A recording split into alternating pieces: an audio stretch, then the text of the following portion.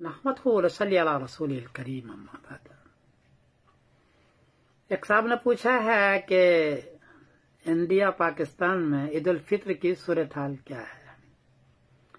جواب العرض ہے کہ 20 اپریل بروز جمعرات کو انڈیا میں چاند کو چاہیے 3 ڈگری، برما میں چاند کو چاہیے 2 ڈگری، بنگلہ دیش میں چاند کو چاہیے 3 ڈگری، کراچی میں چاند کو چاہیے 3 ڈگری، پشاور میں چاند کو چاہیے 3 ڈگری، نیپال میں چاند کو چاہیے 3 ڈگری، اور افغانستان بھی چاند کو چاہیے صرف 3 ڈگری۔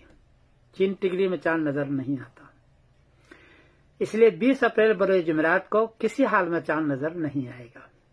پھر دوسری بات ہے کہ اسی 20 اپریل کو گرینچ ٹائم کے اعتبار سے 4:16 پر سورج گرہن بھی ہے، اور سورج گرہن کے دن چاند نظر نہیں آتا۔ اس ٹائم سے 22 گھنٹے کے بعد چاند آسمان پر دکھنے کے قابل بنتا ہے، تب نظر آتا ہے۔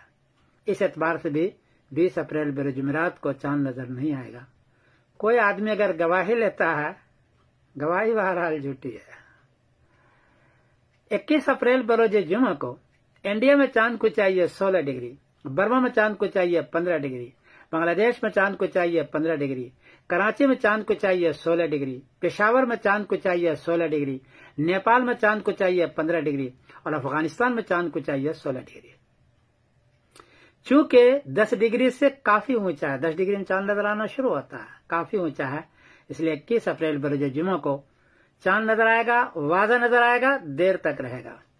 اور 22 اپریل بروز سنیچر کو اس سارے خطے کے اندر برما سے لے کر کے افغانستان تک، بلکہ آگے تک 22 اپریل بروز سنیچر کو عید الفطر ہوگی انشاءاللہ العزیز۔ میں سمیر الدین قاسمی بول رہا ہوں مانچسٹر انگلینڈ سے۔ السلام علیکم ورحمۃ اللہ وبرکاتہ۔